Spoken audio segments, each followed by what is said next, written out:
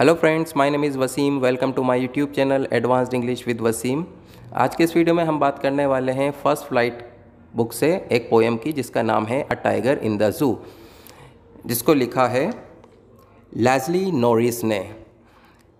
इस पोएम में बताया दो टाइगर को कंपेयर किया गया है, एक टाइगर जो जू के अंदर कैद है और एक टाइगर जो नेचुरल सराउंडिंग में रहता है। So without wasting time let's start.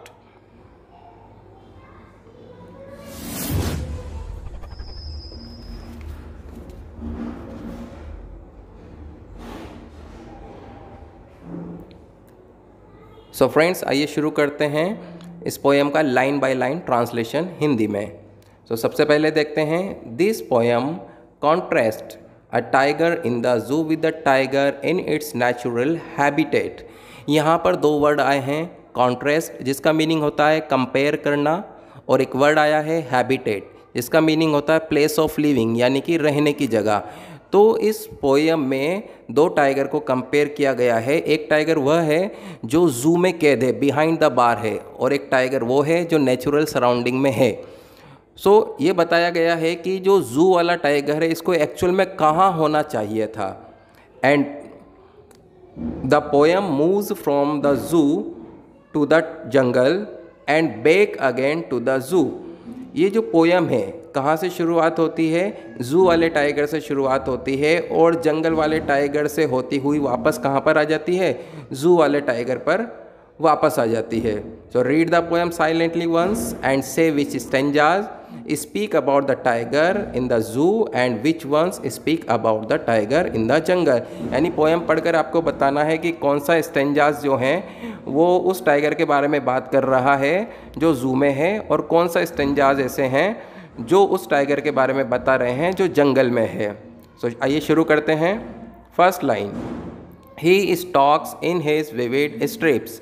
यहाँ पर स्टॉक का मीनिंग है धीरे धीरे चलना, और विविड का मीनिंग है चमकीला या ब्राइट। स्ट्रिप्स मतलब जो टाइगर के ऊपर धारियाँ होती हैं उसके बारे में बात की गई है। The few step of his cage, cage meaning पिंजरा। तो यहाँ पर मीनिंग ये निकला कि ही यानी कि वह, हम टाइगर के बारे में बात कर रहे हैं जो जू में है, ठीक है, वो धीरे धीरे अपने पिंजरे में चलता है अपने चमकीली धारियों के साथ। On pads of velvet quiet, pads यहाँ पर उसके पंजों को लिया गया है जिसको वेलवेट से कंपेयर किया गया है क्योंकि वो काफ़ी सॉफ्ट होते हैं। तो अपने पंजों के साथ वो धीरे धीरे चल रहा है इन हिज क्वाइट रेज, और रेज मीन्स गुस्सा। कहीं ना कहीं उसके अंदर गुस्सा है, लेकिन वो क्या है? मजबूर है। तो दबे पाँव या धीरे धीरे अपने ही पिंजरे में वो चक्कर लगा रहा है गुस्से के साथ। आई होप आपको ये फर्स्ट स्टेंजा जो है समझ में आया होगा। और ये स्टेंजा कौन से टाइगर के बारे में है? ये स्टेंजा है उस टाइगर के बारे में जो इस टाइम जू में कैद है, यानी कि जू में जो कैद है टाइगर, उसके बारे में बताया गया है कि वो किस तरह से चलता है अपने पिंजरे में गुस्सा होने के बावजूद, जबकि वो कुछ नहीं कर पाता क्योंकि वो क्या है? बिहाइंड द बार्स है, सलाखों के पीछे बंद है वो, ठीक है। तो आइए हम बढ़ते हैं अपने नेक्स्ट स्टेंजा की तरफ। जो हमारा नेक्स्ट स्टेंजा है वह कहता है he should be lurking in shadow sliding through long grass near the water hole where plump deer pass. अब पहले यहाँ पर हम कुछ वर्ड मीनिंग नोट कर लेते हैं। लर्किंग, लर्किंग का मीनिंग यहाँ पर होता है छिपा हुआ होना। छिपा हुआ होना यानी कि जो जू में जो टाइगर कैद है उसको एक्चुअल में कहाँ होना चाहिए? इसको जंगल में रहना चाहिए और जंगल में छुपा हुआ रहना चाहिए। स्लाइडिंग, और क्या करते हुए रहना चाहिए? स्लाइडिंग मीन्स चलते हुए रहना चाहिए। थ्रू लॉन्ग ग्रास, लंबी लंबी घासों के बीच में धीरे धीरे चलते हुए होना चाहिए था इसको।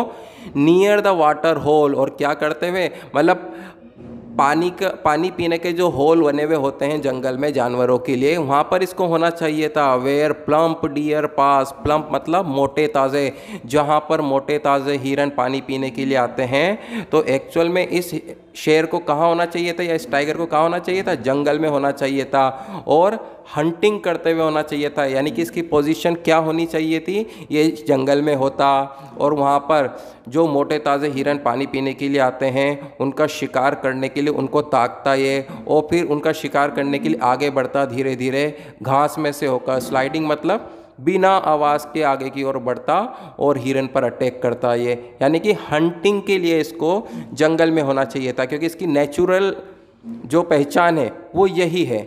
जबकि हमने पहले स्टेंजा में क्या देखा, उसको जू में कैद कर दिया गया है और वो गुस्सा है, पावर तो है उसके अंदर लेकिन कुछ नहीं कर सकता। और सेकंड स्टेंजा हमें किसके बारे में बता रहा है, उस टाइगर के बारे में जो एक्चुअल में जंगल में होता है और जंगल में रहकर वो किस तरह की एक्टिविटीज़ को करता है। फिर नेक्स्ट देखते हैं, he should be snarling around house, इसको घर के आसपास गुर्राते हुए घूमना चाहिए था। एट द जंगल्स एज, यानी जंगल के किनारों पे। Bearing his white fangs his clause, और अपने दांत बैरिंग दिखाते हुए, वाइट फैंग्स यानी कि बड़े बड़े दांत और जबड़े दिखाते हुए इसे वहाँ पर घूमते हुए रहना चाहिए था। टेरराइजिंग, और डराते हुए, किसको डराता ये, विलेज जो आसपास गांव में जब ये घूमता तो लोगों को इसको डराना चाहिए था। यानी कि एक्चुअल में कैसा होता ये अगर वहाँ जंगल में होता तो ये लोगों को डराता, इसको डराते हुए होना चाहिए था लोगों को। अपने दांत दिखाता ये, ठीक है। और यहाँ पर स्नॉर्लिंग आया है, स्नॉर्लिंग राउंड, यानी ही शुड बी स्नॉर्लिंग। स्नॉर्लिंग का मीनिंग यहाँ पर लिया गया है गुर्राना, गुर्राते हुए होना चाहिए था ये। बैरिंग दिखाते हुए, क्लॉज मीन्स पंजा, और टेरराइजिंग मीन्स डरा रहा होता। अगर ये वहाँ पर होता जंगल में तो ये लोगों को डरा रहा होता इस टाइम। आई होप आपको ये दोनों स्टेंजास काफ़ी अच्छी तरह समझ में आ गए होंगे। यानी कि हमने फर्स्ट स्टेंजा में उस टाइगर के बारे में बात की जो जू में कैद है, और इन दो स्टेंजाज में हमने उस टाइगर के बारे में बात की जो एक्चुअल में कहाँ होना चाहिए था, जंगल में होना चाहिए था, और क्या हैबिट होनी चाहिए थी उसके बारे में। अब बात करते हैं हम नेक्स्ट स्टेंजा की, but he is locked in a concrete cell. अब हमारी पोएम वापस उसी टाइगर पर आ गई जो जू में कैद है, ठीक है। बट ही इज़ लॉक्ड, लेकिन अब ये टाइगर बेचारा लॉक्ड है, कहाँ पर, कंक्रीट सेल में। कंक्रीट मतलब concrete seal, sorry concrete cell, cell के अंदर ये कैद है, सलाखों के पीछे अब ये कैद है, जो सीमेंट वगैरह की बनी हुई हैं उन सलाखों के पीछे ये कैद है। हिज स्ट्रेंथ, स्ट्रेंथ मीन्स इसकी ताकत या पावर, बिहाइंड द बार, अब सलाखों के पीछे है इसकी ताकत, कुछ नहीं कर सकता ये। Stalking the length of his cage, सिर्फ पिंजरे की जो लंबाई है उसी में ये स्टॉकिंग यानी कि घूम सकता है इधर उधर। इग्नोरिंग विजिटर्स, और क्या करता है, जो विजिटर्स उसको देखने के लिए आते हैं उसे कोई मतलब नहीं होता है, उन्हें इग्नोर करता है और सिर्फ गुस्से में घूमता रहता है। नेक्स्ट स्टेंजा की बात करते हैं हम। He hears the last voice at night, जब रात हो जाती है सभी विजिटर्स चले जाते हैं तो ये क्या करता है, he hears the last voice. Last voice किसकी सुनता है, किसकी आवाज़ सुनता है, the patrolling cars. Patrolling car जो गश्त देते हैं, गश्त देने वाली जो गाड़ी होती है कि वो ये श्योर करते हैं कि सब कुछ ठीक है या नहीं है, तो पेट्रोलिंग कार की वो आवाज़ सुनता है। And stairs with his brilliant eyes, और स्टेयर्स मीन्स घूरता है या देखता है, विद हिज ब्रिलियंट आइज़, अपनी चमकीली आँखों से क्या देखता है, एट द ब्रिलियंट स्टार, उस रात में चमकते हुए तारों की तरफ वो देखता रहता है, क्योंकि उसके पास में कुछ करने को है नहीं, वो बिहाइंड द बार्स है, वो एकदम कैद है, इसीलिए वो कुछ नहीं कर पाता। दिन भर विजिटर्स को क्या करता है, इग्नोर करता है, और रात में चमकते हुए तारों की तरफ वो देखता है। इस तरह से यहाँ पर हमारी पोएम का एंड होता है। हमने क्या देखा इसमें, यहाँ पर दो टाइगर को कंपेयर किया गया है। एक वो टाइगर है जो जू में कैद है, और एक वो टाइगर है जो नेचुरल सराउंडिंग में है। अगर ये जू वाला टाइगर नेचुरल सराउंडिंग में होता तो एक्चुअल में ये क्या करता, ये भी इन स्टेंजाज में बताया गया है। तो हमारी जो पोएम थी वो जू वाले टाइगर से शुरू हुई और बीच में हम जंगल वाले टाइगर पर गए। देन उसके बाद में वापस पोएम ने टर्न लिया कौन से टाइगर पर, जू वाले टाइगर पर टर्न लिया। इस तरह से ये हमारी पोएम कंप्लीट होती है। आई होप आप सभी को समझ में आया होगा। सो आज की वीडियो में सिर्फ इतना ही। नेक्स्ट वीडियो में नेक्स्ट लेसन के साथ फिर मिलते हैं। Till then take care.